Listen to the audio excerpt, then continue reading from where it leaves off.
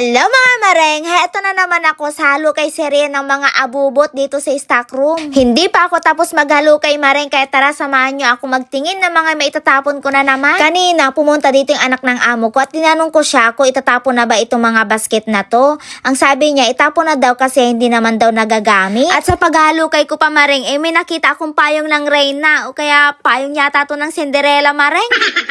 Akala ko mareng kung ano to. At dahil nga pakialamera ako, ayan, binuksan ko na at payong pala. Siguro, ito yung ginagamit nilang payong kapag nagpipiknik sila, di ba? Pang mayaman. Uy!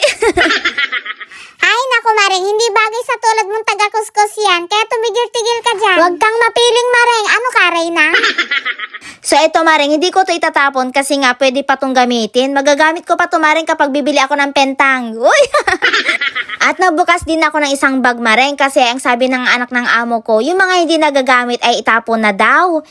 Halos lahat ng mga nandito sa stock room mareng hindi naman nagagamit. Ano yun, itatapon na? Syempre hindi, diba? Dahil sayang naman. At saka baka hanapin pa to ni Donya. So ayan mareng, isa-isa ko nilabas itong sapin ng upuan. Chinek ko mareng kung pwede pa. Kung sira na, di itapon na. Pero kung hindi pa sira, hindi ko pa itatapon. Okay pa naman kaya hindi ko itatapon yan. At meron ako nakitang isang unan dito mareng. Tinetesting ko kung masarap matulog sa unan na to at masarap nga. Kaya hindi ko itatapon mareng kasi sayang. At meron pa ako nakitang mga tsinelas dito. Diyos ko, akala ko mareng itapos na ako sa mga tsinelas kasi nga nakaraan ang dami kong nakitang tsinelas. Akala ko itapos na. Meron pa pala. At eto naman yung mga shoe bag mareng na inipon ko. Pakarami. Itatapon ko na rin yan mareng kasi hindi na rin niya magagamit. Marami nga nangingi sa inyo ng mga shoe bags. Ang kaso maring pakalalayo nyo. At dahil wala si Garda ngayong araw, ako ang magtatapon ng mga basura. Problema ko nga tong basket maring kung paano ko itatapon kasi nga apakalaki, hindi kakasya sa plastic bag. Kaya ang ginawa ko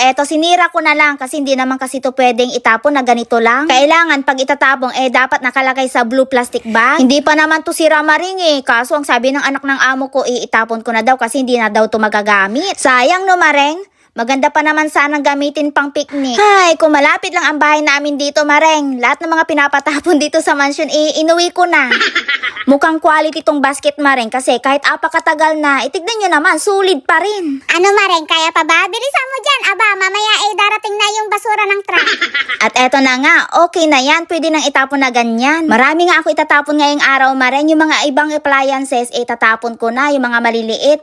Para bukas, kunti na lang itatapon ni Garda. Hindi pa sira itong oven at saka vacuum mareng, pero ang sabi itapon ko na daw, di itapon na. Mukhang luma na rin kasi dahil matagal nang nakatambak yan, pati yung coffee maker mareng itatapon ko na rin. Nagtanong nga ako dito mareng kung pwedeng itapon to sabay-sabay. Ang sabi okay naman daw kasi maliliit naman daw.